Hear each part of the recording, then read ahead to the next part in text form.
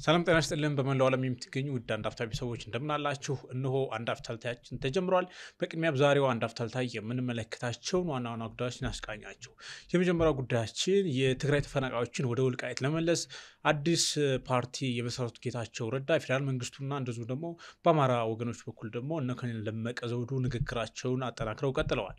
እንግዲህ ከትናንት የፌዴራል መንግስት የሰላም ሚኒስቴሩ መሐመድ እንድሪስ እንደዚሁም ደግሞ የጠቅላይ ሚኒስትሩ አማካሪና ህወሓትን እተካለሁ ብለው አዲስ ፓርቲ የመሰረቱ ወይም የስምረት ፓርቲ ፕሬዚደንቱ ጌታቸው ረዳ ወደ ወልቃይት ሁመራ አቅንተው ከኮሎኔል ደመቀ ጋር ተፈናቃዮችን መመለስ በሚቻልባቸው ሁኔታዎች ላይ ውይይት አድርገዋል። የአማራ ኃይሎች ተፈናቃዮችን ከዚህ ቀደም አንቀበልም የሚለውን አቋማቸውን ቀልብሰው ሰላማዊ የሆኑ ተፈናቃዮች ይግቡ፣ ህወሓት ግን ከነስተደሩ አይመለስም ወደሚል የተወሰነ አቋም ማሻሻያ አድርገዋል። ህወሓት በዚህ ጉዳይ ላይ ዛሬ ረፋር ላይ መግለጫ ወጥቷል። የጌታቸው ረዳን ቡድን የክህደት ቡድን የሚል ስያሜ እንደ ከዚህ ቀደሙ ሰጥቶ ትግራይን ወክሎ ተፈናቃዮችን በመለስ ሊደራደር አይችልም ብሏል። የፌዴራል መንግስቱም ተፈናቃዮችን በፕሪቶሪያው ሰላም ስምምነት መሰረት ለመለስ መጀመሪያ የአማራ ኃይሎችን ወራሪና ወይም ደግሞ ሰፋሪ ብሎ ህወሓት በገለጸበት አገላለጽ አስወጥቶ ወልቃይትን ወደ ትግራይ መመለስ አለበት ብሏል። ይሁን እንጂ የአማራ ኃይሎች ወልቃይትን በምንም አግባብ ዳግም ለህወሓት አሳልፈን አንሰጥም የሚለው አቋማቸው ላይ ጸንተው ቆመዋል። ይህን ጉዳይ ሰፋ አድርገን እንመለከተዋለን። ሁለተኛው ጉዳያችን የኢትዮጵያ ጦር ኃይሎች ኢታማዦር ሹም ፊልድ ማርሻል ብርሃኑ ጁላ ኢትዮጵያ በባሌም በወበሌም የባህር በር ባለቤትነቷን ታረጋግጣለች የሚል ንግግር አድርገዋል። እንግዲህ ፊልድ ማርሻል ይህን የተነጋገሩት የኢትዮጵያ መከላከያ ሰራዊት 118ኛ ዓመት ክብረ በዓል ላይ ነው። ኢትዮጵያ ይህን የባህር በር ጉዳይ ጠንከራ አድርጋ ይዛው ቀጥላለች። በኤርትራ በኩልም ከኢትዮጵያ ባለስልጣናት በኩል የሚሰነዘሩ ሀሳቦች በየጊዜው እያስበረገጓቸው ሀሳቦችን እየሰጡ ቀጥለዋል። ወዴት ያምራል የሚለውን ጉዳይ እንመለከታለን። ሶስተኛው ጉዳያችን ወደ አማራ ክልል የሚያመራን ጉዳይ ነው። የፋኖ ኃይሎችን እንቅስቃሴ ተከትሎ የዶክተር ከፍያለን አስተዳደር ተክተው የክልሉ ርዕሰ መስተዳድር የሆኑት አቶ አረጋ ከበደ በተደጋጋሚ የካቢኔያቸውን እንደገና ማደራጀት ሹምሽሮቹን እያደረጉ ቀጥለዋል። ትናንትና 35 ባለስልጣናት ላይ ሹምሽር አድርገዋል። እንግዲህ አጠቃላይ የካቢኔው አወቃቀራቸውን በተለያየ ደረጃ ሊገለጽ በሚችል ሁኔታ ነው ያመሰቃቀሉት። አረጋ ይሄንን አይነት አካሄድ መከተላቸው ምን አንደምታ አለው የሚለውን ጉዳይ አሁን ካለው ወቅታዊ ሁኔታ ጋር አያይዘን እንመለከተዋለን። አብራችሁ እንድትቆዩ በአክብሮት እንጋብዛለን። ደሬና ማንዴ ምን አላችሁ? ሰላም ናችሁ? መልካም። የመጀመሪያው ጉዳያችን እንግዲህ መግቢያ ላይ እንዳስተዋወቅ ነው ቤተሰቦቻችን የወልቃይት ጉዳይ ነው። ወልቃይት እንግዲህ ብዙ ጊዜ ተነጋግረንበታል። ወልቃይት በጣም አወዛጋቢ በጣምም ስትራቴጂክ የሆነ ቦታ ብዙ አካላት አይናቸውን የተከሉበት ቦታ ነው። እንግዲህ ከወልቃይት ጋር አንዱ የሚነሳው የተፈናቃዮች ጉዳይ ነው። በጦርነቱ ወቅት እንግዲህ የትግራይ ወገኖች ወደ ትግራይ የሄዱበት ሁኔታ አለ። እንደዚሁም ደግሞ ወደ ሱዳንም አብዛኛው የታጠቀ ኃይል ቢሆንም የተወሰኑ የተፈናቀሉ አሉ። እነዚህን ለመመለስ እንግዲህ ህወሓት አካባቢዎቹን አወዛጋቢ ናቸው የሚል ስምምነት ፈርሞ ከመጣ በኋላ ወይም በህገ መንግስቱ ይፈታል የሚለውን ፈርሞ ከመጣ በኋላ ወደ ትግራይ ካልተመለሱ ሞቼ እገኛለሁ በሚል አቋም ይዞ እስካሁን መመለስ አልተቻለም። አሁን እንግዲህ ጌታቸው ረዳ ህወሓትን የሚተካ አዲስ ስምረት ፓርቲ መስርተው በይፋ ከመጡ በኋላ ከፌዴራል መንግስቱ ጋር ከአማራ ኃይሎች ጋር ተነጋግረው ወልቃይት ላይ ሰላማዊ የሆነ የሁለቱም የአማራና የትግራይ ህዝብ መኖር የሚችልበትና አውድ እንፈጥራለን፣ ተፈናቃዮች እንመልሳለን የሚል ንግግር ጀምረዋል። የእነሱ ትንሽ ከህወሓት ለዘብ ያለ ይመስላል። ምክንያቱም የህወሓት አስተዳደር መግባቱ ግዴታ አይደለም፣ ተፈናቃዮች ብቻ ይግቡ ወደሚል በተወሰነ መልኩ ቁርጥ ያለ አቋም ባይሆንም ወደዛ የመጡ ይመስላል። አሁን ደግሞ የፌዴራል መንግስቱ የሰላም ሚኒስቴር መሐመድ እንድሪስ እንደዚሁ ደግሞ የጠቅላይ ሚኒስትሩ አማካሪ እንደዚሁ የትግራይ ወገን ተወኪል ሆነው የቀረቡት ጌታቸው ረዳ ወደ ወልቃይት አቅንተው ከኮሎኔል ደመቀ ጋር ውይይት አድርገዋል። በውይይቱም ላይ የሰማናቸው ሀሳቦች አሉ። አማን ላንተ እድል ስጥህና ይሄን ጉዳይ እንዴት ታየዋለህ? ጥሩ አመሰግናለሁ መርሻ። እንግዲህ በወልቃይት ላይ ከዚህ በፊት ከተለመደው አካሄድ ትንሽ ወጣ ያለ ነገሮችን ማየት ከጀመርን ዋላ ደር ብለዋል። እሱ ምንድን ነው? አንደኛው ወገን ወልቃይት ማንነቱ አማራ ነው፣ ይህን ማንነቱንም ተገፍፎ በህወሓት ነው። በዚህ ምክንያትም ብዙ መከራ ያስተናገደ ህዝብ ነው። አሁን ግን በትግል ነፃነቱን አግኝቷል ወደ ኋላ መመለስ የለበትም ይሄን እንዴት ነው አጣጥመን ከወንድም ከሆነው ከትግራይ ከጎረቤት ህዝብ ጋራ አብሮ መቀጠል ያለበት የሚል ሐሳብ ያለው ቡድን አለ በሌላኛው በኩል ደግሞ የለም ወልቃይት በታሪኩም የአማራ ሆኖ ማቅም ወልቃይቴም አማራ አይደለም ወልቃይቴም ትግራዋያን ነው የሚል ሐሳብ ነው ያለው አሁን እንግዲህ የሰሞኑ ለየት የሚያረጋው መድረክ ብለን የምናየው ነገር ከዚህ ሐሳብ ፈቀቅ ያለ ከዛኛው ሐሳብ ደግሞ መለስ ያለ የወልቃይትን ጉዳይ በንግግር የተፈናቃይን ጉዳይ በድርድር በንግግር ዜጎች በሰላም የሚኖረው የሚችሉበትን መንገድ እንፈልግ የሚል መድረክ ላይ የተለያየ አቋም ያላቸው ሰዎች ቀርቦ ህዝቡን የሚያነጋግሩበት ሁኔታዎች እየተፈጠረ ነው ያለው which is የተለየ ነገር እያየን ነው አዲስ ነገሮች የሚለ ነገር እሱ ነገር ነው ይሄ ሊበረታታ የሚገባ ነገር ነው ዝም ብሎ ጫፍና ጫፍ ጎሜ በመጓተት የሚፈጠር ነገር የለም መሃል ላይ እንዴት ነው መምጣት የሚቻለው የሚለው ነገር ሐሳብን ማምጣት ምናልባት ዘላቂ መብቴም ሊመጣ የሚችልበት መንገድ በዚህ አካሄድ ይመስለኛል ማለት ነው ምንድነው የዚህ መድረክ ዓላማው ፊት ለፊት ከምናየው ከጀርባው እነ አቶ ሼቴ ደምለው እነ አቶ ጌታቸው ረዳ በጣም እንግዲህ ተራራቂ አቋም ያላቸው ሰዎች ናቸው ምንም ቢሆን አብሮ ቁጭ ብለው መፍትሄ ለመፈለጋቸው ምንድነው ምን ታስቦ ነው ቀጣይ ወልቃይት ላይ የሚመጣው ነገር ምን አይነት አዲስ አሬንጅመንት ይፈጠራል የሚለው ነገር ምን ኢምፕሊኬሽን አለው የሚለው በኋላ መለስበታለሁ ከዛ በፊት ግን በአቶ ጌታቸው በኩል በዚህ መድረክ ላይ ተነሱ ተብሎ በተለያየ ሚዲያዎች ላይ ተቆረጠ ድምጽን እየሰማን ያለው እሱ ጉዳይ ላይ እስቲ ትንሽ ሐሳቤን ላንሳና ከዛ መድረኩ ወደፊት ችግሩን እንዴት ሊፈታ ይችላል የሚለው ነገር አነሳለሁ የመጀመሪያው አቶ ጌታቸው በዚህ መድረክ ላይ አንድ ከዚህ ፊት በሚዲያ ላይ እኛም ስናነሳ የነበረው ያኔ ፕሪቶሪያል ስምምነት ሲካሄድ ፕሪቶሪያል ስምምነት ለምንድነው በዚህ ደረጃ የሚካሄደው ኦሬዲ እኮ ቲፒኤልኤፍ አብቅቶለታል የተሸነፈ አካል ጋራ በተሸነፊነት ልክ ነው እንጂ የሚደረገው ድርድሩ በዚህ ልክ ለምንድነው የሚሆነው ሊደመሰሱ ሳምንት ተቀራቸው የሚል ከብዙ ኢትዮጵያኖች ዘንድ ይነሳ ነበር እነሱ ግን አይ ነበርንኛ ማስቸጋሪ ስለሆነ ነው የመደራደር አቅም ኖሮ ነው ተደራደር ነው የሚሉ ወገኖች እንዳሉ ሁሉ አይ በወቅቱ የደረስንበት ሁኔታ በጣም አስጊ ነው የሚሉም የሚናገሩ ቲፒኤልኤፍ ሰዎች ነበሩ አቶ ጌታቸው ግን በዚህ መድረክ ላይ ያነሱታል በአሜሪካኖች ጫና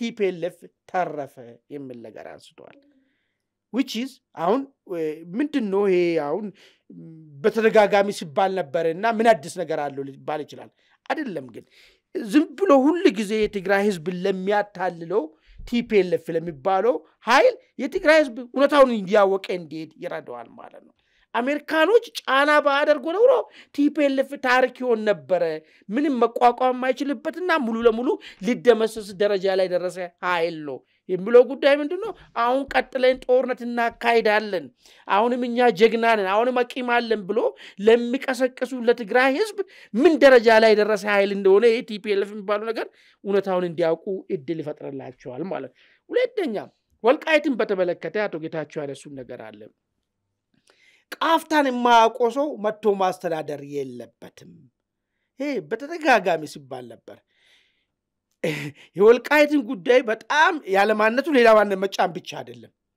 ችግር የሆነው ነገር ማለት ነው ጭራሽ ወልቃይትን የሚያስተዳድረው የኡመራ ተወላጅ ወይ ዛካቢ ወይ ራይዋን ተወላጅ ወይ ምናምን ሳይሆን የሚመጣው ከአድዋ ወይ ከሽሬ ነው የሚመጣው ምን ያህል አስተዳደሩ ምን ያህል ጭካኔና የግዞት አስተዳደር የሚያደርገው ነገር ማለት ነው ይሄ አካሄድ መቆም አለበት ይሄ ማለት ወልቃይት ህዝብ በወልቃይቴው መመራት አለበት አቶ ጌታቸው በዚህ ሁኔታ ማለት ከዚህ ፊት ወልቃይትን እኔ ጥያቄው አለ ብዬም አልቀበልም ብሎ የሆነች ያስተካከሏት ነበረች በመድረኩ ላይ አይ ጥያቄው እንዳለ እኮ በካዳ አይቻልም ብሎ ማለት ነው በኋላ ግን እኔ እንደዛ አለ ያልኩት ምን ነገር ያደርስ አሁን ግን በቀጥታም ሆነ በተዘዋዋሪ ምንድነው ወልቃይት መተዳደር ያለበት ወልቃይት ተወላጅ ነው እንጂ ከሽሬ ወይ ከአድዋ በሚመጣ ሰው ሊኖር አይገባም በሚል ይህንን ስሉ ማለት ነው። ወልቃይቴዎችና የሽሬ ሰዎች መካከል ልዩነት ነው ማለት ነው። በፊት እኮ ለምን መሰላቸው የሽሬን ሰው ወይ የአድዋን ሰው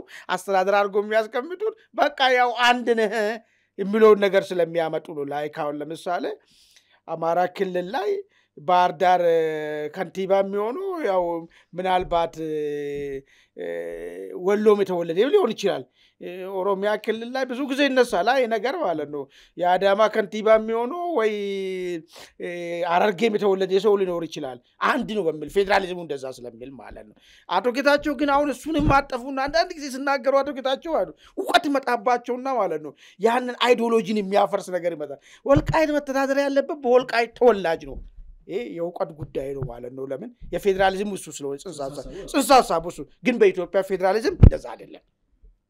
ምንድነው ክልሎች የብሔር ስለሆኑ ከዛኛ ጫፍም ይሁን ና ችግር የለም የዛ ብሔር አባል እስከሆንክ ድረስ ያንን ቦታ ላይ ማስተዳደር ትችላለህ ነው።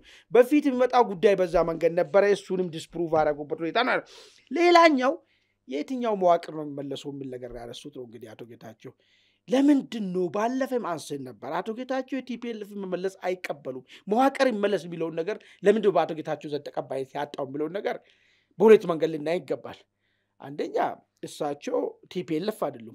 ቲፒኤልኤፍን ሊያጠፉ ነው እየሞከሩ ያሉት አይደለም የወልቃይት ህዝብ ላይ መልሶ ይምጣበት የሚለውን ነገር ማመን እንኳን ይቅርና ማለት። ሁለተኛ ነገር ይሄ በተልእኮ አምጥተው ወልቃይትን በግድ በትግራይ ስር ማስገባት የሚለው ነገርም አሁን በፊት ለፊት ያው ለፖለቲካ ኮሬክትነስ ነው እንጂ አቶ ጌታቸው ወልቃይት የሚባል በጉልበት የመጣ ነገር መሆኑን ተሰሙዳላችሁ። አሁን ችግር የለባቸው አቶ ጌታቸው ከአንድ ሁለት ከሶስት ወር በኋላ ዲስኮርሱ ደግሞ በጣም የተስተካከለ ሲመጣ ምንድነው ይሄን እኮ መፍትሄ ችግር ፈጠርን እንጂ መፍትሄ እኮ አልፈጠርንም ወልቃይትን በጉልበት ወደ ትግራይ በማምጣታችን ብሎ ሁሉ ሊናገሩ የሚችሉበት ሁኔታዎች አሉ ማለት። ይሄ አመላካችም የሆነው ምንድነው የማይካድራን ጉዳይ አንስቷል። የማይካድራ ጉዳይ ላይ ጭፍጨፋውን የፈጸሙት አካላቶች ይጠየቃሉ የሚል ነገር ነው ያነሱት። እስከዛሬ ድረስ ይካድ ነበር በቲፒኤልኤፍ የቀድሞ አመራሮች አሁንም ባሉት አመራሮች ማለት ማይካድራ ላይ ምንም የተፈጸመ ነገር የለም ሲሉ ነበር የሰማናቸው። ግን አቶ ጌታቸው በዚህ ደረጃ የፈጸሙ ሰዎች ይጠየቃሉ የሚል የማይካድራን እልቂት ከተቀበሉ እሳቸው በዛን ሰዓት ትልቅ ፖዚሽን ላይ ነበሩ ሰው ናቸው። ይሄ ጭፍጨፋ በማን ትእዛዝ እንዴት እንደተፈጸመም ለፍትህ አካላቶች ብቸኛ ምስክር ሆኖ መቅረብ የሚችሉ አካላት እሳቸው የህግም ተማሪ የህግም ምሁር ናቸው። ባይዘው በዚህ ጉዳይ ምን ያህል የህግ ልዕልና አስፈላጊ እንደሆነ ማህበረሰብ ውስጥ ስለሚረዱ እነዛ የተጨፈጨፉ ሰዎች ፍትህ እንዲያገኙ ግንባር ቀደም ሆኖ ማን መመሪያ እንደሰጠ እንዴት እንደተባለም ሁኔታዎችን ሊናገሩ ይገባሉ ማለት። ግን ከዚህ ጋር ተያይዞ አቶ ጌታቸው እንደዚህ አሉ ወልቃይት ተፈናቀሉ ሰዎች ይመለሳሉ ወይ ካል አሁንም የወልቃይት ተፈናቃዮች በትግራይ ያሉት ጉዳይ የነሱ ጉዳይ በማን እጅ ላይ ነው ያለው? በህወሓት እጅ ላይ ነው ያለው። ህወሓት እዛ ጋር በሩን ቆልፎ ነው ያለው። አቶ ጌታቸው እዚህ ጋር ቤቱ አይወክለንም የሚል መግለጫ ማውጥቷል። ስለዚህ ምን ይሁን ታዲያ የሚለውን ነገር አሁን ሲንፈልግ ሁለት ነገር ነው እንግዲህ የሚሆነው። አንደኛ ህወሓትንም በዚህ ሂደት ውስጥ መግባት መቻል አለበት የሚል ነገር ነው። በምን መንገድ ነው ህወሓት ሊገባ የሚችለው?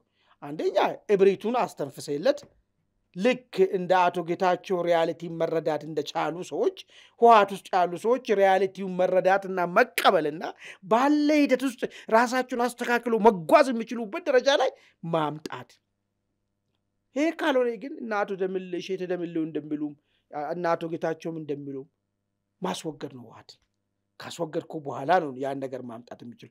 ይሄ ባልሆነበት ሁኔታ ዝም ብለህ ሁመራ ላይ ብትሰበሰብ ማይካድራ ላይ ሰልፍ ብትወጣ ተፈናቃይ የተያዘው እዛ ተይዞ ነው ያለው። በምን ሁኔታ መጥቶ ሊመለስ ይችላል? ሁለቱ ነገሮች ባልተደረጉበት ማለት ነው።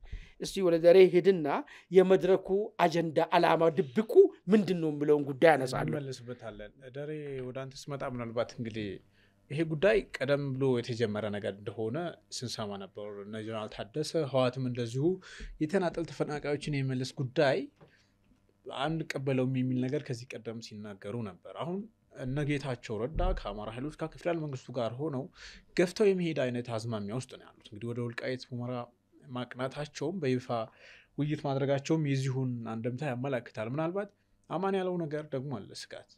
ህወሓት አሁን አልቀበልም እያለ ነው። አልቀበልም ባይልም እስካሁን ከያዛቸው አካሄዶች ከያዛቸው አቋሞች አንጻር መረዳት የሚቻለው ነገር ተፈናቃዮቹን ኦልሬዲ እንግዲህ አሁን ጌታቸው ረዳም ትግራይ ክልል ውስጥ ምንም ፓወር የላቸውም። የፌዴራል መንግስቱ ፓወር የለውም አሁን ባለው ሪያሊቲ። ምንድነው ማድረግ የሚቻለው? በምን አግባብ ነው ይሄንንስ ከመነጋገር የዘለለ ተግባራዊ ማድረግ የሚቻለው የሚለው ጉዳይ ጥያቄ ነው።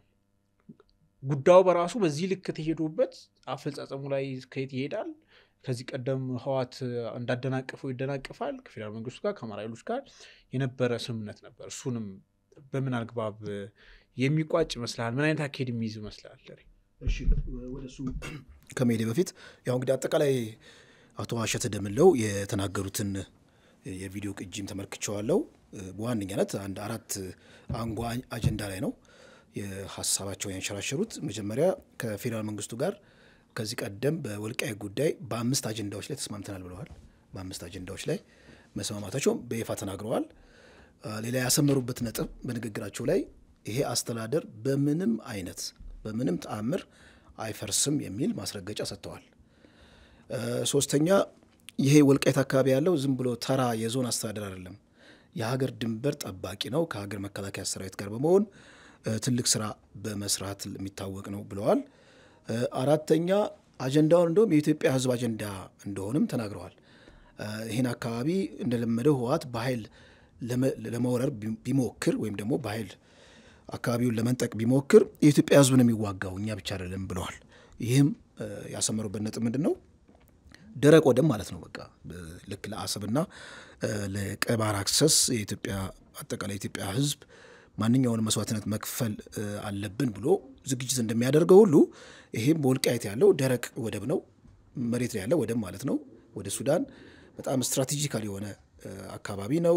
ብዙ የጦር መሳሪያዎች ሊንሸራሸሩበት የሚችል ሀገርንም አደጋ ላይ ሊከት የሚችል ነገር ስለሆነ ጥንቃቄ እንደሚያስፈልገው እግረ መንገዳቸው ማስመራቸው የወልቃይት አጀንዳ የአንድ አካባቢ አጀንዳ ሳይሆን አጠቃላይ የኢትዮጵያ ሕዝብ አጀንዳ መሆኑን አስምረዋል እሳቸው ማለት ነው። ይሄ ቀላል ፖለቲካሊ ትልቅ ነጥብ ነው ያስቆጠሩት አቶ አሸተ ደምለው በንግግራቸው ላይ እዛ ላይ ያስቀመጡት ነገር። አጠቃላይ ንግግራቸውን ስትመለከተው ከዚህ ቀደም የምንሰማው ከዛሬ 3-4 ዓመት በፊት ከምንሰማው ምንም የተጨመረም የተቀነሰም ነገር የለም። በዛው በአቋማቸው ላይ እንደጸኑ ማሳያ ነው። ነገር ግን ይህንን አውድ የተለያዩ አካላት ለራሳቸው የፖለቲካ ገበያ ለመዋል ሲጣጣሩ ተመልክተናል። አንተ ያነሳው የህወሓት አንዱ ነው። ህወሓት ለምንድን ነው የነጌታቸው ረዳ ቡድን በኃላፊነት የጉዳዩን ወስዶ ወልቃይት አካባቢ ያለውን ተፈናቃይ ለመመለስ በሚሞክርበት ጊዜ ህወሓት ከፍተኛ የሆነ ረብሻ የሚፈጠርበት ህወሓት አካባቢ መግለጫ እስከ ማውጣትም ደርሰዋል። ለምንድን ነው ብለህ ስትወስድ አንደኛ ይህን አጀንዳ ኤክስክሉሲቭሊ የነጌታቸው ረዳ ቡድን ማለት ስምረት እንዲሁም ደግሞ ሚሊተሪው ደግሞ ቲፒኤፍ ስምረት ቲፒኤፍ ጥምረት ብለን ማስቀመጥ እንችላለን። ይሄ አካል የወልቃይትን ጉዳይ ኮንትሮል ካደረገ ምናልባት ይሄ የሞኖፖሊ የትግራይን አጀንዳ ሞኖፖሊ የመንጠቅ ሁኔታ ይኖራል። ህወሓት እስትንፋሴ ብሎ እየኖረ ያለው ወልቃይትና ራያን መልሼ አመጣለሁ፣ ወልቃይትን በተመለከተ ዋርድያው እኔ ብቻ ነኝ ለብሔርተኝነቱ የሚል ነገር ነው። ስለዚህ ሽሚያው ስለሚገባ በተአምር በምንም መንገድ የነጌታቸው ረዳ ቡድን አጀንዳውን እንዲወስድ አይፈልግም ማለት ነው። በዚህም ምክንያት ተፈናቃዮች እዛ ትግራይ ውስጥ ያሉ ተፈናቃዮች ወደ ወልቃይት የሚመለሱበት ሁናቴ እጅግ በጣም ጠባብ ነው። ይሄ ሙከራ ከተደረገ በኋላ ከተወሰነ ጊዜ በኋላ የምንሰማው ዜና ምንድን ነው? ፌዴራል መንግስቱ ወይም ደግሞ ይሄንን ለማጣራት የተቋቋመው ቡድን መግለጫ ያወጣል። እንግዲህ የትግራይ ህዝብ ወደ ቀየው እንዲመለስ ጥረት ተደርጓል፣ ህወሓት ግን ሆስቴጅ አድርጎ ሊያስመልሳቸው አልቻለም የሚለውን ያመጣል። ይሄ እንግዲህ ብዙ ነጥብ ማስቆጠር ይቻላል። በዚህ አንደኛ የፌዴራል መንግስቱ የትግራይ ህዝብ ተፈናቃይ ላይ ያለውን ቀናይነት እንዲሁም ደግሞ ጥረትን ልክ ለፖለቲካ ገበያ ሊያውለው ይችላል። ህወሓትንም ደግሞ የበለጠ ኮርነር ለማድረግም ይጠቀምበታል ማለት ነው። ሁለተኛው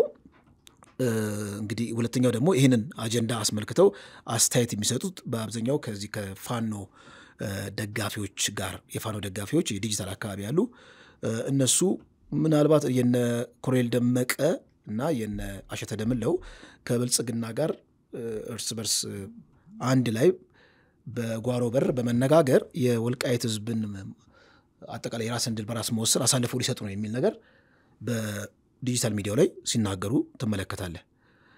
ምናልባት ይህንን አጀንዳ ለምንድን ነው እንደዚህ ወደዚህ ማምጣት የተፈለገው? የራያ ፋክተር አለ አይደል? ከዚህ ቀደም ራያ ፋክተር ማለት ቀስ ብሎ የቲፒኤልኤፍ አንጃ የቲፒኤልኤፍ መሳሪያ አንጋቾች ወይም ታጣቂዎች ወደ ራያ ቀስ በቀስ ሰረጉ። ከዛ ከሰረጉ በኋላ ጊዜያዊ አስተዳደሩ የተቋቋመው ጊዜያዊ አስተዳደር ቀስ በቀስ አሟሙት፣ እንደጨው አሟሙትና ገፍተውት እንደውም የአላማጣ አካባቢ የሆነች ዲስትሪክት ብቻ ነው የሚቆጣጠረው። ከሆነ ዲስትሪክት ማዶ ቲፒኤልኤፍ፣ ከሆነ ዲስትሪክት ማዶ ደግሞ በአማራ ክልል የተቋቋመው ጊዜያዊ አስተዳደር አላማጣ አካባቢ ማለት ያ ሁሉ አካባቢ ቀርቶ እንደውም ቲፒኤልኤፍ የራያ ሀገረ ስብከት እነሱን ቄሶችን እንዲሁም ደግሞ የሃይማኖት አባቶችን በሌሊት ሁሉ እያፈነ ብዙ ስራ እየሰራ እንደሆነ ነው። እና ይሄ የራያ ፋክተር ወደ ወልቃይት ሊመጣ ይችላል።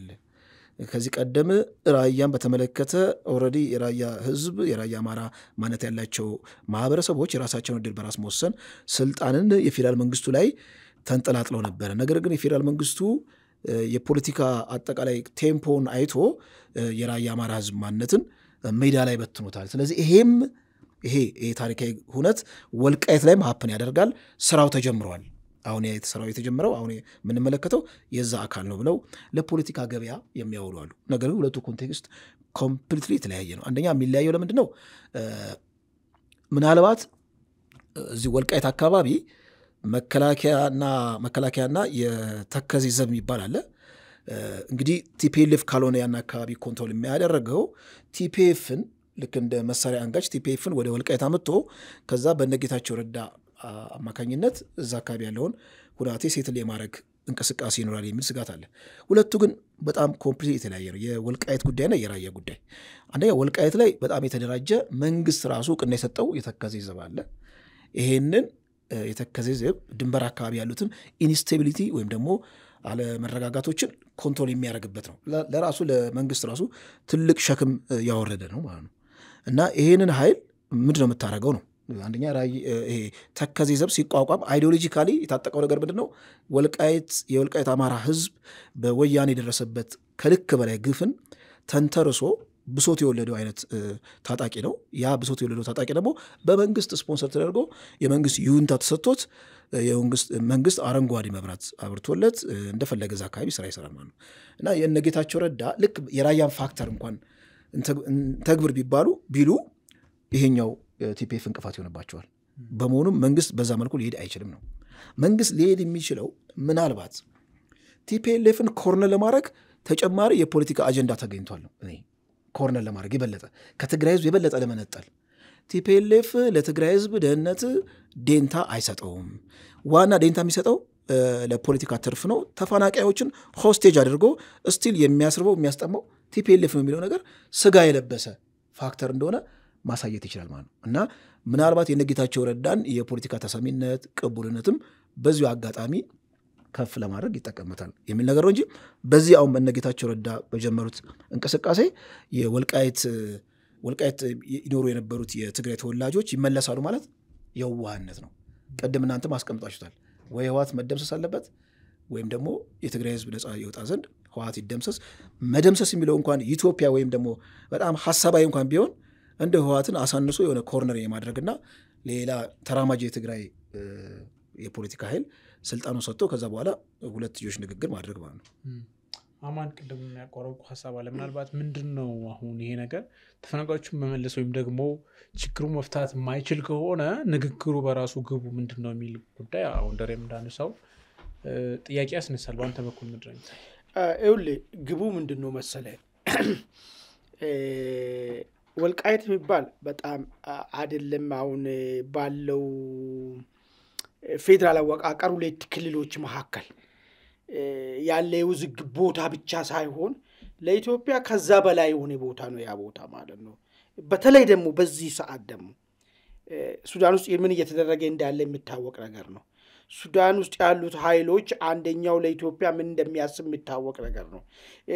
አልቡራን ቀጥተኛ የግብጽ ተላላኪ የሆነ ኃይል በህዳሴ ግድቡ ጋር ተያይዞ ምን አቋም እንደሚፈልግ ምን አቋም እንደያዘ የሚታወቅ ነገር ነው። ስለዚህ ይሄ ቦታ ከምንም ጊዜ በላይ ማለት ነው ከምንም ጊዜ በላይ ትልቅ ጥበቃ የሚያስፈልገው ቦታ ነው ማለት ነው። ስለዚህ የወልቃይት ጉዳይ ጥበቃ የሚያስፈልገውና ለአገረ መንግስቱ ታማኝ የሆነ ኃይል እዛ አካባቢ መቀመጥ ከምንም ጊዜ በላይ የሚያስፈልግ ከሆነ አሁን ሁለቱ ኃይሎች መካከል ንግግር መካሄዱ ምንድነው ታዲያ ተፈናቃይን ባይመልስም የሚል ነገር ስናስብ ምንድነው መሰለ አንድ የሆነ ወንዝ መሻገር ከትግራይ ፖለቲከኞች አካባቢ የታየ ነው ያለው ወደንም ጠላንም ማለት ነው አቶ ጌታቸው መስሉ እንደነበረ የምናውቀው ጉዳይ ነው በፈለግከው ነገር መንገድ ብላይ ተርጉሞ ሪያሊቲው ፖለቲከኛ ነው ፖለቲካ ማለት ነገሮች የመሆን ሁኔታውን ያየ የሚሰራው ነገር ነው እሱን ተረርቶ ወደዚህ መንግስት መርመጡ በለው አይ በቃ አቶ ጌታቸው ከቲፒኤልኤፎች ጋር አሰርጣሉ በቂም በቀል ነው በለው የፈለከው ነገርም በለው ነገር ግን ከነበረው ይሩቅ የሆነ ዋልተረገጠ አስተሳሰብ መጥቷል አቶ ጌታቸው ማለት ነው እነዚህ ተበዳይ የሚባሉ ሰዎች ደግሞ የወልቃይት ሰዎች ወካል ቁጭ ብሎ ራሱ መነጋገር መቻሉ አንድ ትልቅ ነገር ነው የሚያመጣው ማለት ነው ለወደፊት ነው እንግዲህ የምናስበው ከዚህ በፊት ብዙ ጊዜ አስተዳደኛ ችግር የለውም ቲፒኤልኤፍ ጉልበት በነበረው ዘመን ላይ ያዘው ወልቃይት ማንነቱ ለወጣ ወልቃይት ደግሞ ራሱን አደራጅቶ ሁኔታና ጊዜ ሲፈቅድለት ቲፒኤልኤፍ አጠፋና ቦታውን ያዘው እናንተ ማለት ልበል የመቀያየር የተራ ጉዳይ ነው የሚሆነው ነገር ግን ተራ እንዳይሆን በዚህ መሐከል ኮንሰንሰስ እየተፈጠረ እንደ ህዝብ ኮንሰንሰስ እንደ ፖለቲከኛ ኮንሰንሰስ እየተፈጠረ ግን የሚሄድበት ሁኔታዎች ከተመቻቹ የተሻለ ነገር ነው የሚሆነው ለዚህ ደግሞ ቀዳዳ ምን መጣ እናቶ ጌታቸው ፓርቲ ያላችሁ ባይዞ እኮ ስበሪት ማለት ነው ትግራይ ክልል አሁን ባለው ሁኔታ ቅድም ያልናቸው ሁለቱ ነገሮች እስካልተደረጉ አይደለም ሄዶ ፓርቲ ህዝብ ሊያንቀሳቅሱ መሄድም እንደማይችሉ ታወቃል ነገር ግን ሲግኒፊካንት ነምበር ኦፍ ትግራውያን ያሉበትን ወልቃይት ክልል ውስጥ መንቀሳቀስ ይችላሉ አሁን ነገሩ ለህዝብ ይታገላሉ ካልኪያኛው ስቴጅ ተያዘ ህዝብ ነው እዚህ ያለውን ህዝብን ማለት ነው ስለመብቱ እንዲደራጅ ምንድነው ከሌላ ህዝብ ጋር አብሮ መኖር የሚሉን ለሌላ ለትግራይ ህዝብ ኮለሰን እኮ ነው የሚሰጠው እኮ ባይዞ እኮ የትግራይ ህዝብ ዝም ብሎ የማይሆኑ የማይረባን የቲፒኤልኤፍን ክፋት ብቻ የተጋተ ምን እንደመጣ አይተናል ባለፈ ጦርነት ማለት ነው ሚኒመምስ ከዛ መልስ ከሆስቴጁ መልስ ያሉት የትግራይ ተወላጆችን የሚያነቃንቅና የሚያነቃ አንድ ኃይል ያስፈልጋል የተደራጀ ኃይል ያስፈልጋል በዚህ ምክንያት አቶ ጌታቸው ይሄንን ጉዳይ የተረዱ እዚህ ቃፍታ ወልቃይት ጸገዴ አካባቢ የሚኖረው የትግራይ ህዝብን ቅድማቶ ሼቴ ደመለው ያነሱን ነገር ነበር የሚገርም ነገር የዛሬ 50 ዓመት መጣው እኔ ጉልበት ስራ ልሰራ ነው መጣውት ቦታው የወልቃይቶች ነበር የሚሉት በርካታ የትላልቅ እድሜያቸው አዛውንት ትግራዋን አሉኛ ጋብረው የሚኖሩት ይሄ ነው ሪያሊቲው ሲሄዱ እንኳን ተነስቶ ሊሄዱ ሲሉ አይ አትዱም ብሎ አስቀርቶኝ እዚሁ ቀርሮ ይያሉ መሰክሩ ሰዎች አሉ እነዚህ ሰዎች የትግራይ ተወላጆች ለመሆናቸው መጠን መደራጀት እዛጋም ቢሆንም በመረጡ ሰዎች መተዳደርም ባለባቸው ምርጫ እንኳን ቢመጣ ማለት ነው እድል ኮል ሰጥ ይገባል እኮ የሚገርም ነገር ማለት ነው ስለዚህ እነዚህ ሰዎችን የሚያነቃንቅበት ሁኔታ ይፈጠራል ስምረት ብቸኛ ነፃ ቦታ አግኝቷል ማለት ነው አሁን ወደ ትግራይ እስኪገባ ድረስ ትግራዮች ያሉበት ቦታ መንቀሳቀስ የሚችል ማለት ነው ሁለተኛው ነገር ምንድነው እንዳው አቃፊ የሆነ ንስቲ አሻጋሪ የሆነ ፖይዘን ከሆነ ከቲፒኤልኤፍ ሐሳብ ውጪ ምን ችግር አለው የወልቃይት ነዋሪዎች ከእንትኖች ጋር አብሮ ሆኖ የራሳቸውን አስተዳደሮችን ቢፈጥሩ ምን ችግር አለው ይሄን አይከላከሉም እኮና አድፎሼቴም እኮ ዛሉት ትግራይ ሰዎች መንግስታዊ መዋቅር ውስጥ የአስተዳደር መዋቅር ውስጥ አይሳተፉ አይሉም እነሱ የሚሳተፉበት ሁኔታን ፋሲሊቴት ሊደረግ ይችላል አዲስ አሬንጅመንት አሁን ይሄ ከሽሬም ጣም የሚባለው ነገር ቀርቶ ወልቃይት አካባቢ የሚኖሩ መሬቱ ማንነቱ የወልቃይት ማንነትና የመሬቱን ጉዳይ ላይ ጥያቄ የሌለባቸው ነገር ግን ራስን በራስ ማስተዳደር ሂደትን መብታቸው የሚከበርላቸው አዲስ አስተላለፍ ሊመጣ ነው ይብዬ ነው የማስበው የመድረኩ ጀርባ እሱ መስለኛል ወደ ቢሰዎቻችን ወደ ሁለተኛው ጉዳያችን እናልፋለን ሁለተኛው ጉዳያችን ፊልድ ማርሻል ብርሃኑ ጁላ ኢትዮጵያ በባሌም በቦሌም ኢትዮጵያ የባህር በር ባለቤትነቷን ማረጋገጥ አለባት የሚል ንግግር ከሰሞኑ ሲያደርጉ ተደምጠዋል እንግዲህ የኢትዮጵያ ህዝብ ይሄን ያክል ቁጥር ይዞ አናሳ የህዝብ ቁጥር ባላቸው ሀገራት በር ሊዘጋበት አይገባም የሚል ነገር ነው ያነሱት ፊልድ ማርሻሉ። እንግዲህ በኢትዮጵያ ከፍተኛ ባለስልጣናት በኩል ይሄ ጉዳይ በተደጋጋሚ ነው እየተነሳ ያለው። ዲስኮርሱም ሀገራዊ አጀንዳ ሆኖ ቀጥሏል። በተለይ መንግስታዊ አጀንዳ መሆኑ በኤርትራ በኩል ደግሞ ትልቅ ድንጋጤ ነው የፈጠረው። ኤርትራ ይሄን ጉዳይ አይታ ወደ ድርድር ትመጣለች አትመጣም የሚለው ጉዳይ እንደተጠበቀ ሆኖ በኢትዮጵያ በኩል ግን ይሄ ነገር በውድም ይሁን በግድ ይሆናል የሚለው ነገር ገፍቶ መቀጠሉ እስከ ድረስ ይቀጥላል የሚለውን ጉዳይ በተወሰነ መልኩ እንመለከታለን። ደሬ ላንተ ድል ስጥና እንግዲህ የተለመዱ ንግግሮች አሉ። አሁንም እንግዲህ በዲፕሎማሲው መንገድም ጥረቶች አሉ። ከዛ ደግሞ በኃይል መንገድም እንግዲህ ኤርትራንም መንጣታችን ስለማይቀር ወይ ወደ ድርድር ግቡ የሚለውን መልእክት የሚልክ አንድ የሚያመላክቱ ነገሮችም አሉት። የፊልድ ማርሻሉ ንግግር እንዲታየዋል። እሺ ፊልድ ማርሻሉ ወደ 200 ሚሊዮን ህዝብ እንጠጋለን ብለዋል ከ25 ዓመት በኋላ እና በ2 ሚሊዮን ህዝብ ታንቀን መኖር የለብንም። የባህር ኃይል የግድ ምንድነው አክሰስ ያስፈልገናል። የባህር በራችን የማስመለስ ጉዳይ ኦልሬዲ መከላከያው ዝግጁ ነው። ይህን ነገር ለማስመለስ ስራዎች ተጀምረዋል የሚል ነገር ተናግረዋል። ከእርሳቸው ጋር ደግሞ በተያያዥነት የባህር ኃይል አዛዡ እርሳቸው ምን ብለዋል? ከ60 ኪሎ ሜትር ርቀት ላይ ተቀምጠን ታንቀን አንሞትም ታንቀን አንኖርም ብለዋል። እንግዲህ ወታደራዊ አመራሮቹ ኮንሲስተንትሊ የሚናገሩትን ነገር ማይጣረስ እርስ በርሱ ማይጣረስ ሁሌ ጉዳዩን መድረኩ በተገኘ ቁጥር የሚናገሩ ስለ ባህር በር ነው። የባህር በር ጉዳይ አጀንዳነቱ እንደ አጀንዳ ከመሆን አልፎ በደንብ መሬት ላይ እንቅስቃሴ እንደተጀመረ አንዳንዶች ምልክቶችንም እያየን ነው። ከዚሁ ጋር ተያይዞ የሻዕቢያም ዲጂታል ክንፍ እንዲሁም የሻዕቢያ ትልቅ አመራሮች ልክ አንድ የጦር አዛዥ ስለ ባህር በር በተናገረ ቁጥር ምላሽ የሚሰጡት የማነ ገብረ መስቀል ናቸው። የእርሳቸውን ትዊተር ሄደን ስጎበኝ ብዙም ሪደንደንሲ አለው፣ አዲስ ነገር የለውም። እርሳቸው ወይ ታሪክ ያጣቅሳሉ ወይ ደግሞ ኢትዮጵያ ያካተመለትን ነገር ነው የምታነሳው ብለው ሲናገሩ ነው የምንሰማው። ከዚህ ጋር ተያይዞም የፎረን ፖሊሲ የተባለ የውጭ ጉዳይ ምንድነው የፎረን ፖሊሲ ብዙ ጊዜ አሜሪካ ውስጥ የአሜሪካን የፖሊሲ አቅጣጫ የግሎባል የሆነውን ጂኦፖለቲካል የሆነውን ሁነት እዛ ላይ ተንተርሰው የሚጽፉ ጸሐፍት ወይም ደግሞ አናሊስቶችን የሚያስተናግድ ትልቅ መጽሔት ነው። እዛ ላይም በተጻፈ ጽሁፍ ላይ ምናልባት ሁለቱ ሀገራት ወደ ጦርነት ቢያመሩና ቀጠናው ላይ ጦርነት ቢፈነዳ ምን አይነት ነገር ሀፕን ያደርጋል የሚል ነገር ነው ያስቀመጡት። አዝማሚያዎች እንዳለ ተናግረዋል። ነገር ግን ውጤቱ ማንም የሚገምተው አይደለም፣ ያልተገመተ ውጤት ነው ሀፕን ሊያደርግ የሚችለው። ይሄ እዚህ ኢትዮጵያና ኤርትራ ወደ ግጭት ቢገቡ የሱዳን ቀውስ ላይ ታክሎ ባልተረጋጋችው ሶማሌ ላይ ተጨምሮ ቀጠናውን ምድራዊ ገሃነብ ያደርገዋል። ይሄ ደግሞ ምድራዊ ገሃነብ መሆኑ ደግሞ ለራሱ ለቀጠናው ብቻ ሳይሆን ለዓለም ከፍተኛ የሆነ ስጋት ነውና የዓለም አቀፍ ኮሚኒቲው ተረባርቦ ጉዳዩን በሰላም አማራጭ የሚፈታበትን ሁኔታ መከተል አለበት የሚል ሐሳብ በደንብ አስምረዋል።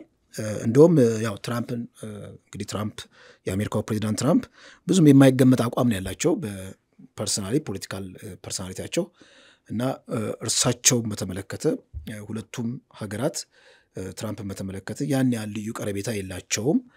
በመሆኑም ጉዳዩ ቸል እንዳይባልና ልክ እንደ የሱዳን አይነት ግጭት ሀፕን እንዲያደርግና እዛ አካባቢ ያለውን ሁኔታ ለመገመት በሚያስችል ሁኔታ ጦርነቱ እንዳይፈነዳ መጠንቀቅ አለብን ብለው አስቀምጠዋልና ስትመለከቱት በእርግጥ የኢትዮጵያ መንግስት በጦር አዛዦች አማካኝነት የሚቀርበው ቁርጠኝነት የፖለቲካ አመራሮችም የሚያስቀምጡት ቁርጠኝነት አጀንዳውን አጀንዳ ከማስቀየስ የሚል ትችት ነበረ ከዚህ ቀደም። ውስጣዊ ውጥረትን ማስተንፈሻ የሚለው ነገር እሱ አሁን አርጅቶ ተጥሏል። ውስጣዊ ውጥረትን ማስተንፈሻ የሚለው ነገር ሎጂክ አይሰራም፣ አሁን አመክንዮም አይደለም። ምክንያቱም የተቋም አይነት ቅርጽ እየያዘ ነው። ስትመለከተው ተቋማዊ ቅርጽ የያዘ ምልህ መከላከያ ሰራዊት እንደ መከላከያ ሰራዊት በባለቤትነት ይዞት ሲንቀሳቀስ ትመለከታለህ። የባህር ኃይል አለ፣ ያው እዛ ውስጥ የባህር ኃይልም ያን ነገር ሲመለከት ትመለከታለህ። ባለፈው የደህንነት ሹሙና እንዲሁም ደግሞ አቶ ጌታቸው ረዳ ወደ ቡሬ ግንባር ሄደው የመስክ ጉብኝት ያደርጉበት ከዛ በኋላም ደግሞ ስብሰባ ተደርጎ ነበረ ያን አስመልክቶ። በመሆኑም በተቋማዊ ቅርጽ ይዞ ሲንቀሳቀስ ነው የምንመለከተው እንጂ አጀንዳን ልክ እንደ አጀንዳ ማስቀየሻ የሚባለው ትልልቅ የፖለቲካ አመራሮች እንደው ትኩሳት የሚፈጥሩ አጀንዳዎችን ወደ መድረክ በመወርወር ጊዜያዊ ሙቀት ፈጥሮ ከዛ በኋላ መተው ነው እና ይሄ ነገር ከሙቀት አልፎ በደንብ በቃ ላንድ አድርጓል፣ መሬት ይዟል። መሬት እንደያዘ ደግሞ የምትመለከተው በሻዕቢያ ወገን ያለው ንዝረት ነው፣ መረበሽ ነው እንጂ አጀንዳ ማስቀየሻ ቢሆን ኖሮ ብዙም ቁብ አይሰጣቸውም ነበረ።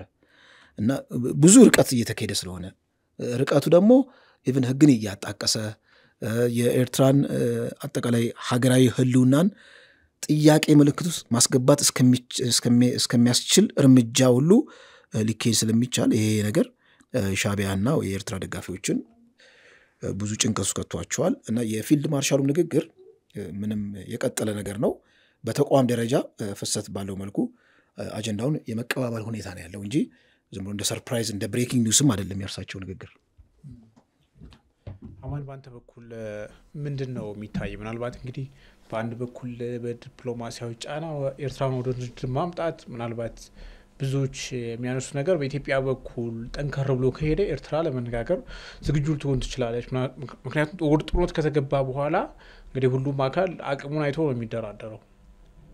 ያን ሊፈጥር ይችላል። የኢትዮጵያ ባለስልጣናት በየጊዜው እየመጣ ያለው ግፊት የሚሉ ሀሳቦች ይነሳሉ። ካልሆነም ደግሞ ጀስት ወደ ጦርነት የመሄድ አዝማሚያው በር እየከፈቱ ነው እንደዚህ አይነት ንግግሮች የሚነገሩት የሚል ሀሳብ አለ። እንዴት ታየዋለህ? ጥሩ እንግዲህ ይሄ ባህር በርን የምንፈልገው ለምንድን ነው? እንዲሁ ባህር በር ወይ ቀይ ባህር ጋር ወጥተናል ባህር በራችን አስመልሰናል ለሚለው ነገር ነው ወይስ ቀይ ባህርን ላይ የራሳችንን ቤት ሰርተን ባህር በሩንም ደግሞ ለራሳችን መውጫና መግቢያ ንግዶች ልንጠቀምበት ነው የሚለው ነገር በደንብ ልሰመርበት ይገባል። ይሄን ያነሳውበት ምንድን ነው ሊወስን የሚችለው ይሄን ነገር ብዙ ጊዜ አንዳንድ ፖለቲካ አመራሮች ጉዳዩ በዲፕሎማሲና በድርድር መሄድ ነው ያለበት፣ በሰላማዊ መንገድ ብቻ ነው መሄድ ያለበት የሚል ሐሳብ ሲሰነዝሩ እንሰማለን። ያሩማ አለ ወይ የለም? ይሄ ሐሳብ ለምንድን ነው የምነሳው ብለን ደግሞ ስናይ ቅድም ያልኩት ነገር ነው አሁን መጣው ምንድን ነው ይሄንን ባህር በር ምናልባት በጦርነት ወይ ምናልባት በጉልበት የምናሳካ ከሆነ በዛ ወገን ያለው ኃይል ሙሉ ለሙሉ የሪጅም ቼንጅ ካልተደረገ ይሄንን ቦታ በሰላም ላይ መጠቀም እድላችን ምን ያህል ነው ብሎን ጥያቄ ስለሚያስነሳ ነው። ምን ያህል ነው የምንጠቀመው? ለምን የምናስታውሰው አንድ ነገር አለ። የአሰብ መንገድ ጥርጊያ ጀምሮ ነበር ልክ ኤርትራና ኢትዮጵያ ድርድር በሰላም እርቅ ከተከናወነ በኋላ። ነገር ግን የቲፒኤልኤፍ ቢተኝነት ነገሮችን ብልሽት ማድረግ ጉዳዩን በተፈለገው ልክ እንዳይሄድ አድርጎታል። አሁንም ነገም ቢሆን በዚህ አይን ነገር የተቀማኑን ነገር ብናስመልሶ የመጠቀም እድሉ በደንብ አድርጎ የመጠቀምና እዛ አካባቢ ሰላማዊ መሆን መሰረታዊ ነገር ነው። በማርከቦችን ለመምጣት ኢቃም እኮ ጭነው የሚጭነው እኮ ይመጣል። መርከብ ባይዞ the most expensive ነገር ነው እና ሪስክ ይፈራሉ። እነዚህ አሁን የባህር ላይ ወንበዴዎች በሚኖሩበት ሰዓት ላይ አይ በዚያ እናልፍን በዛ በኩል የምናልፉ ነው ብሎ ተምን ብዙ ወጪ ስለሚሆን ይሄንን ቦታ ሰላም እስካልሆነ ድረስ የመጠቀም እድላችን ምን ያህል ነው? ሰላም ደግሞ ማለት ያን ከዚህ ፊት በወሬ ተንኮል የወሰዱብን ሰዎች ዛሬ ብንቀበላቸው እነዚህ ሰዎች ይህን ጉዳይ አምኖ እስካልተቀበሉ ድረስ ላለመረበሻቸው ምንድነው ዋስትና የሚለው ነገር ይሄን አስቡ መስለኛል። ብዙ አንዳንድ ሰዎች ዲፕሎማሲያዊና በድርድር መንገድ መሆን መቻል አለበት የሚል ሐሳብ የሚያነሱ ሰዎች ሎንግ ረኑ ምንድነው መሆን ያለበት ከተቀበልን በኋላ አለምቴ ለሀገር ጠቃሚ የሚሆንበት መንገድ በዚህ መንገድ ቢሆን ነው የሚለው ነገር ስለሚያስቡ ማለት ነው። ነገር ግን መሬት ላይ ባለው ፋክት አሁን ከዚህ በፊት ተነስቷል። እንግዲህ ስለ ባህር በር ሲነሳ መሬትም እንሰጣለን ካለም ሜጋ ፕሮጀክት ላይ እናካፍላለን አለን የምንላቸው ነገሮች እንሰጣለን ለድርድሩ ዝግጁ ነን የሚል ሐሳብ ተነስቶ ነበር። ይሄ ሲነሳ በሌላኛው ወገን ይሄ ድርድር ይመለከታል ብሎ የሚያስብ አካል እንዴት ነው ሬዚስት ያደረገው ነው? ይህን ጥያቄ ማንሳታችን ራሱ እንዴት ነው ለበል የተደረገው?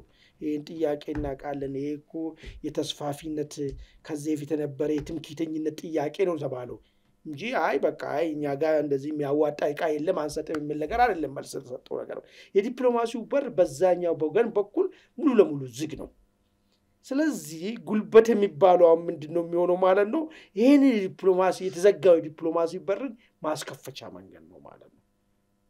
ማስከፈቻ መንገድና ለድርድር ማስገደድ የሚሆን ከሆነ ያስኬዳል ማለት ነው። አለስ ግን ሪጅም ቼንጅ ካልመጣ አሁን የአሰብ ጉዳይ ስናነሳ ሐሳብን ወሰር ነው። እሺ አስገድደን ወደ ድርድር ብናመጣ በጣም የሰየው በጣም ኤክሰለንት ነገር ነው። በድርድር ጉዳዩን ቃጫል። ነገር ግን ብንቀበል እዛ አካባቢ ያለ የንን ሴራ ሰሩ ፊልድ ማርሻሉ ያስቀመጡት 2 ሚሊዮን ብሎ ያስቀመጡት ኃይል የፖለቲካ አመለካከቱ አሁን ካለ ሁኔታ ካልተቀየረ ወይ ደግሞ ተራማጅ የሆነ ኃይሎችን 2 ሚሊዮን እንዲመራ ሁኔታዎች ካልተመቻቹ ምንድነው የሚሆነው? ከመቀበል ዘለለ በሰላም መጠቀም ይደላችን ምን አለው ብሎ ነገር ነው ማለት ነው። ስለዚህ በደንብ መጤን ያለበት ነገር ይመስለኛል። ግን ወደንም ጠላንም አንድ የማይካድ ነገር ድርድርን ቢያለን ሰው ድርድርን አርቆ በማሰብ ድርድር ጠቃሚ የሚሆኑ ነገር ተረድቶ አንድ ወገን ለድርድር ይነሳል፣ ተገደም ለድርድር ትነሳለህ። አስገድዶ ወደ ድርድር ማምጣት በዛ ውስጥ ኃይል አማራጭ መሆኑን መረዳቱ ጠቃሚ ይመስላል። አመሰግናለሁ አማን። ወደ ቤተሰቦቻችን ወደ መጨረሻውና ሶስተኛው ጉዳያችን እናልፋለን። የአቶ አረጋ ከበደ አስተዳደር ከትናንት 35 ባለስልጣናት ላይ ሹምሽር አድርጓል። እንግዲህ ሹምሽሩ ከአንድ ቢሮ ወደ ሌላ ቢሮ የተወሰኑትን የማሸጋገር አንዳንዶቹ ደግሞ ሙሉ በሙሉ ማረፊያቸው ባልታወቀበት ሁኔታ ከስልጣን ማንሳት አዳዲስ ሰዎችን ማምጣት ያካተተ ነው። እንግዲህ የ35 ባለስልጣናቱ ሹምሽር አረጋ ከበደ እንግዲህ ሹምሽር ሲያደርጉ ወደ ስልጣን ከመጡ በኋላ ይህ የመጀመሪያቸው አይደለም። 3-4 ጊዜም ተመሳሳይ የካቢኔ ሹምሽሮችን አድርገዋል። እንግዲህ አረጋ ይሄን ሹምሽር ያደረጉት ገዢው ብልጽግና ፓርቲ ከሰሞኑ የስራ አስፈጻሚ ኮሚቴ ስብሰባ ካደረገ በኋላ ነው። በዚህ ስብሰባው እንግዲህ 8000 የሚሻገሩ አመራሮችን የተለያዩ እርምጃዎችን ወስጃለሁ ካለ በኋላ ነው። እንግዲህ ገዢው ብልጽግና ፓርቲ እንግዲህ በደቡብ ኢትዮጵያ አካባቢም እንደዚሁ መሰል የሹምሽር ለውጦች ከሰሞኑ ሲደረጉ እንደነበሩ ይታወሳል። እኛ ግን በዋናነት የአማራ ክልሉ ሹምሽር በተለይም አሁን ካለው ወቅታዊ ሁኔታ አንፃር ከክልሉ ጋር ምን የሚያያዘው ነገር አለ፣ ምን ሳንደምታል የሚለው ጉዳይ በተወሰነ መልኩ እንመለከታለን። ደሬ ላንተ ድልስና እንግዲህ አረጋ እንግዲህ የፋኖ ኃይሎች እንቅስቃሴ በነበረበት ወቅት ነው ወደ መሪነት የመጡት። ከዛ በኋላ እንግዲህ ብዙ የአመራር ሹምሽሮችን አድርገዋል። የሰሞኑም እንደዚሁ እንግዲህ ከፊት ለፊት የነበሩ ሰዎች ጭምር ተሽረው አዳዲስ ሰዎች ተተክተዋል። ከተሻሩ ሰዎች መካከል ሌላ ቦታ ላይ ተሾመው ያየናቸው የሉም። እሱ በራሱ የሚነግረን ምንድነው? ምን ይታያል? እሺ አመሰግናለሁ ምርሻ። ለውጡ አካባቢ አንድ ጸሐፊ ምን ሰጀስት አድርጎ ነበር። በኦሮሚያ ክልል ላይ ቀውስ በተፈጠረበት ጊዜ የኦሮሚያ ክልል አጠቃላይ አስተዳደሩ አካል አልባ ጭንቅላት ነው ብሎ ነበር። ምን ማለት ነው? ጭንቅላቱ ጤናማ ነው፣ ለውጡን ደጋፊ ነው፣ አካሉ ደግሞ ይሄ የመንግስትን አካሄድ የሚቃወሙ የበፊቱን ብሔርተኝነትን የሚያቀነቅኑ ናቸው ምናምን ብሎ አስቀምጦ ነበር። እና ለውጥ ይመጣ ዘንድ ይሄ አካሉ በደንብ መፈጠር አለበት፣ ዝም ብሎ ጭንቅላቱ አየር ላይ ብቻ የተንጠለጠለ ነው የሚል ነገር ነው። አሁን ግን ስንመለከት የሹምሽሩ ጭንቅላቱ ላይ ነው፣ ከጭንቅላቱ ነው እየጀመረ ያለው አይደለ? እንዳለ የቢሮ ኃላፊዎች ናቸው። ቢሮ ደግሞ ኃላፊ ማለት የካቢኔ ዋናው ያስፈጻሚው ጥርስ ማለት ነው። ለክልሉ ምክር ቤት ተጠሪው ነው። አስፈጻሚው ጥርስ ማለት የካቢኔዎች ስብስብ ነው እና እሱን ነው የመበወዝ ስራ እየተሰራ ያለው። ስለዚህ ጭንቅላቱን የማስተካከል እንግዲህ በተዋረድ ወደ አካሉም ሊካሄድ ይችል ይሆናል። ዞሮ ዞሮ ግን እንደዚህ አይነት ሹምሽሮች እንደኔ አመለካከት አሁን አማራ ክልል ያለው በጣም ብዙ ስትራክቸራል የሆነው ከትርክት ጋር የተገናኘው ታሪክ ላይ የተንጠለጠለው በጣም ውስብስብ የሆነው ችግር በሹምሽር በካቢኔ ሹምሽር አይፈታም። ዝም ብሎ ኮስሞቲክ የሆነ ለውጥ ታያለ። ችግሩን ግን ፖስትፖን ነው የምታደርገው። ልክ 60ዎቹ አካባቢ ምንድነው ኢትዮጵያ ውስጥ ሊመጣ ሲል አካባቢ በፌደራል መንግስት ደረጃ ነው የክልል ያው ንጽጽሩ ምናልባት ትክክል ባይሆንም በፌደራል ደረጃ ሹምሽር ይደረግ ነበር በየጊዜው ክራይሲሱን ሃንድል ለማድረግ። ሹምሽር ፈንዳሜንታል የሆነውን ችግር አይደለም አድሬስ የሚያደርገው። በእርግጥ በተወሰነ ደረጃ የመንግስት የሚፈልጋቸውን ፖሊሲዎች የፖለቲካ ርዕዮተ ዓለሞች በቀናይነት ሊሸከሙ የሚችሉ ግለሰቦች ብቃት ያላቸውን ግለሰቦች ወደዛ ማምጣት ከተቻለ አድሬስ የሚደረግበት የሆነ ቀዳዳ ይኖራል። ነገር ግን የኢትዮጵያ የፖለቲካ አሰሪ ስትመለከተው የተቀለሰው ቢሮክራሲው የተቀለሰው በታማኝነትና በብሔር ተዋጽኦ እንጂ ሜሪቶክራሲ የሚባለው ነገር የለም። ወይም ሜሪት ፕሪንሲፕል ሳይሆን ዲግሪም ማስተርስም ይዘህ የፖለቲካ ታማኝነት ነው ከግምት ተጠፎ አንድ የኦፊስ ኃላፊ የምትደረገው። ያ ደግሞ ችግሮችን ለመፍታት የሚያስችል ፋርሳይትድ የሆነ ወይም ደግሞ አርቆ አሳቢ የሆነ እንትን የለህም ማለት ነው፣ ተፈጥሮ የለህም። የተለያዩ ግለሰቦችን ብትቀያየር ጉልቻ ቢቀያየር እንደሚባለው የባህላዊ አባባል ወይም በትውፊት እንደሚነገረው በትራዲሽን እንደሚነገረው ጉልቻ የመቀያየር ጉዳይ ነው እንጂ ችግሩን አይፈታም ነው። አሁን አማራ ክልል ያለው በጣም ውስብስብ የሆነው የፖለቲካ ችግር በእርግጥ በሹምሽር ይፈታል ወይ ብለህ ብትጠይቀኝ ደጋግሜ ምነግርህ ኮስሞቲክ የሆኑ ለውጦች ልናይ እንችላለን። ለህዝብ ግንኙነት ፍጆታ የተወሰኑ ነገሮችን የማስተካከል ሊደረግ ይችላል። ችግሩን አድሬስ እስካላደረከው ድረስ ግን ይሄኛው አካሄድ የተሞከረ ነው። ከዚህ ቀደም ብዙ ተሞክረዋል በሹምሽሮች በታሪክም ሂደት በፌዴራልም በክልልም ደረጃ ተመልክተናል የሚል ነገር ነው እና እኔ ብዙም ማለት ፈቀቅ የሚል ለውጥ ያመጣል ብዬ አላስብም እንደዚህ አይነት ሹምሽር። መልካም አማን ወደ አንተ ስመጣ እንግዲህ ቅድም እንደጠቀስኩት አረጋ ብዙ ሹምሽሮችን አድርገዋል።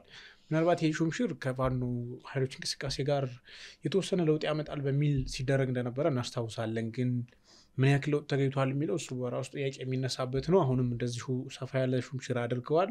ምናልባት ከዋናው ገዢ ብልጽግና ፓርቲ ሰሞኑ የስራ አስፈጻሚ ኮሚቴ እንደዚሁ ደግሞ 8,000 ገደማ አመራሮች ላይ የተለያየ ደረጃ ያለው እርምጃ ወስጃለሁ ከማለቱ ጋር የሚያዝ ነገርስ ያለው ይመስላል። ምን አንድምታ አለው? እንግዲህ አማራ ክልል የተደረገው ሹምሽር እኔ ቀላል ሹምሽር አይደለም። 8 የቢሮ ኃላፊዎች ናቸው። አላቆም ምናልባት 10 ምናምን ቢሆኑ ነው የቢሮ ኃላፊ አወቃቀር ውስጥ ያለው ዋና ካቢኔው ማለት ከዛ ውስጥ 8 የሚያክሉ የቢሮ ኃላፊዎች ናቸው እንግዲህ የተቀየሩት ማለት ነው። እንደዚህ በአጠቃላይ ደግሞ ኮሚሽነሮችና ምክትሎችን ይዞ ወደ 35 የሚያክሉ ወሳኝ የሚባሉ የስልጣን ሹምሽር ነው ተካሄደ ማለት ነው። ምንድነው ይሄ ነገር ታስቦ የተደረገበት ዓላማው ምንድነው? ይሄስ እንዲደረግ ያስገደደው ነገር ምንድነው? እንደዚህ አይ ትሬንድስ አለ ወይ? እርግጥ ነው ስልጣን ላይ ግምገማዎች ይደረጋሉ፣ ስራዎች ይገመገማሉ። ደካማ የሆነውን በማገዝ እንዲጠናከርና ስራ እንዳይበደል ይደረጋል። እንደዚሁም ደግሞ ከፋ ጥፋት የፈጸመውን ደግሞ ላይክ እንደ ሙስና ወይ ድርጅቱ ከሚሄድበት ኮምፕሊትሊ ተጻራሪና ጠላት ነው ብሎ ከሚያስቡ አካል ጋራ ተመሳጥሮ እንቅስቃሴ የሚያደርገው ላይ እርምጃ ይጋዊና እንደዚህ አይነት የስልጣን ያስተዳደራዊ እርምጃዎች ይወሰዳሉ። የአዲስ ነገር አይደለም፣ የኖሬ ነገርም ነው። በዛው ልክ ደግሞ ጥሩ የሰራ ደግሞ ተበረታቶ ወደ ስልጣን ወደ የተሻለ ስልጣን ከፍ የሚልበት ሁኔታዎች አሉ። ነገር ግን እንደዚህ አይነት በማስ የሚደረገው ነገር ምን ሲሆን ነው የሚለውን ነገር ካየን የተለያየ ነገሮች መላምት ልናስቀምጥ እንችላለን። አንደኛ ኮምፕሊትሊ የሆነ ኔትወርክ ለስራ ላይ ወይ ደግሞ መንግስቱ የክልሉ መንግስት ለሚሰራው ስራ ምቹ ያልሆነ ወይ ደግሞ ታማኝ ያልሆነ የሆነ ኔትወርክ ነበረ ማለት ነው። በሁለት መንገድ ነው ማየት የምንችለው፣ ታማኝ ያለመሆን ምቹ ያለመሆን ማለት ነው። ታማኝ ማለት ስራው እንዲሰራ ወይ ደግሞ ጠላት ብሎ ከሚያስቡ አካል ጋራም የተመሳጠረበት ሁኔታዎች ሊፈጠሩ ይችላሉ። ምቹ ያለመሆን ደግሞ ምንድነው? ሆን ብሎ በልግምተኝነት የተፈለገውን ነገር እንዳይፈጸምና በተቃራኒው እንዲሆን ስልታዊ የሆነ አካሄድ የሚሄድ አይል ሊኖር ይችላል ማለት ነው። ከዚህ ነው እንግዲህ በእንደዚህ አይነት ሰዓት ላይስ እንደዚህ አይነት እርምጃ መውሰዱ ምን ጠቀሜታ አለው፣ ምንስ ጉዳት አለው የሚለውን ነገር አንድ ላይ ተጥቆችን ላንሳልና እንግዲህ ጠቀሜታ ተብሎ ከሚቀመጠው ነገር ምንድነው? ለክልል መንግስትም ይሁን ለፌደራል መንግስቱ ፍጹም የሆነ ታማኝ የሆኑ ኃይሎችን ቦታውን ለማሳዝና የተፈለገው ከፌደራል ወርዶ ነገር እስከታች ድረስ ያለ ምንም እንቅፋትና ያለ ምንም ሴራ ተፈጻሚ የሚሆንበትን መዋቅር ለመዘርጋት ይጠቅማል እንደዚህ አይነት አንዴ ስታጸዳና ከዛ በኋላ አዲስ ሰዎችን መልምሌ መቴ ቦታው ላይ ስታስቀምጥ እንቅፋት አይፈጥርም ሁለተኛ ሰርጎ የገቡ ኃይሎች ካሉ ምናልባት እንግዲህ አማራ ክልል ውስጥ ጦርነቱ እየተከናወነ ያለው ከፋኖ ኃይሎች ጋር አብሮ በስውር በፊት ለፊት መንግስት የመሰለ በጀርባ ደግሞ ለፋኖ የሚሰራ ሰው ካለ ወይ ደግሞ ለፋኖች ባይሰራም ሲስ ልብ ያለው ሰው ካለ በዚህ ጠረጋ ውስጥ ከመዋቅሩ ውስጥ የሚወጣና ሁኔታዎች የሚፈጠሩበት ሁኔታ ይፈጠራል ማለት ነው ሌላኛው ምቹ የሆነ መዋቅር ለመፍጠር ምቹ ማለት ምንድነው ለምሳሌ አማራ ክልል ላይ አዲስ ተሞክሮ ለማካሄድ ከተፈለገ ያናቆም በፖለቲካ ይሁን አዲስ አስተሳሰብ ማራመድ ተፈልጎ ከሆነ ይሄን መዋቅር በዚህ ደረጃ ስታፈርሶ አዲስ ሰዎችን ቦታው ላይ ስታመጣ ያለ ምንም እንከን አዲስ የሚመጣውን ሐሳብ ለመቀበል ዝግጁ ይሆናሉ ማለት ነው ይሄ ጠቀሜታው ነው ጉዳቶቹ ግን ምንድናቸው ብሎ ነገር ካየን አንተ መዋቅር ውስጥ የገቡትን ሰርጎ ገባውን መንጥሬ ያወጣሉ ብለ አፍርሰ በዚህ በከፍተኛ ቁጥር ደግሞ አዲስ ሹመት ሲፈጠር ምናልባት ለአንተ ተቃዋሚ የሆኑ ሰርጎ የሚገባበት እድልም ሰፊ ነው የሚሆነው ማለት ነው ሌላኛው መዋቅሩ ራሱ ፕሮፓጋንዳ ሰለባ ይሆናል ለምሳሌ ተጻራሪ ኃይል ከመንግስት ተጻራሪ ቆሙ ኃይሎች ፕሮፓጋንዲስት ይሄን ሁሉ ሰዎችን ከስልጣን የወረዱ በመክንያታቸው እነዚህ የህዝብን ለህዝብ ሲስ ልብ ያላቸው ስለሆኑ ነው የሚል ነገር ፕሮፓጋንዳ ቢነጩ ታማኝነቱ አሁን የምትፈጥረው መዋቅር ተቀባይነቱ ላይ አደጋ ሊፈጥርብ ይችላል በዚህ ደረጃ ማድረጉ ማለት ነው ሌላ ጠላት ታበዛለህ ወደድክም ጠላም ቀላል ቁጥር አይደለም አሁን ከስልጣን ላይ ወረዱ ሰዎቹን 35 ነው አይደለም የምታየው ምክትላላቸው ደግሞ ኢትዮጵያ ስልጣን ታቃላ በመሳሳብ ነው ወቀት አይደለም እኮ አንታው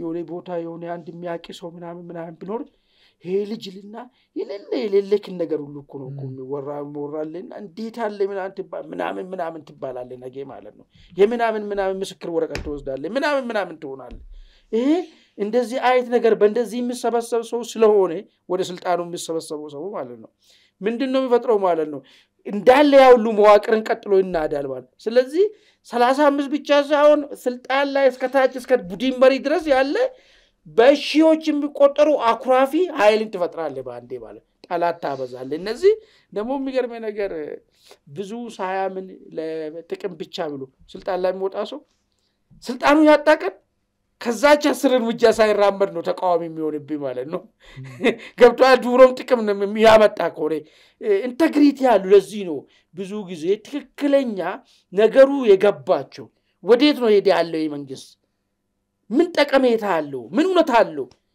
አንጻራዊ ካለፈ መንግስት አው ወደፊት ይመጣሉ ከሚሉ መንግስት አንጻር በራሱ ገምግሞ አይ ይሄ መንግስት የሚሻለው ይሄ ነው በቃ ብለዋል ለምሳሌ ቤቱ ቁጭ ብሎ የሚደግፍ ሰው ሊሆን ይችላል የሚደግፈው ብር ስለበላ አይደለም ወይ መኪና ስለሰጠው አይደለም ወይ ምናምን ስልጣን ስለሰጠው አይደለም ስለገባው አንተ ግን አምጥተ የሚሾመው ሰውዬ ስለሰጠው ነው ብር ስለሰጠው ነው የማይገባው ነገር ስለሰጠው ያን ያሳጣው ቀን እድል እንኳን አይሰጥም 24 ሰዓት ማለት ነው መቃወም ብቻ አይደለም ያብርባል ከሚቃወሙ ኃይሎች ጋር ስለዚህ ከዚህ ውስጥ ተጠርጎ የሚወጡት ኃይሎች ተቃዋሚ በቃ ሌላ ፋኖ እንደጨመርካ አርጌ ነው መቁጠር ያለብኝ ማለት ነው እንደዛ ነው ሰግዳለው አማን ወደ ቢስኮቻችን ካለን ሰዓት አንፃር ይዛሬውን አንድ አታርታዊ ላይ ቆይተናል ስለ ተከታተላችሁን በእጅጉ እናመሰግናለን ጤና ይስጥልን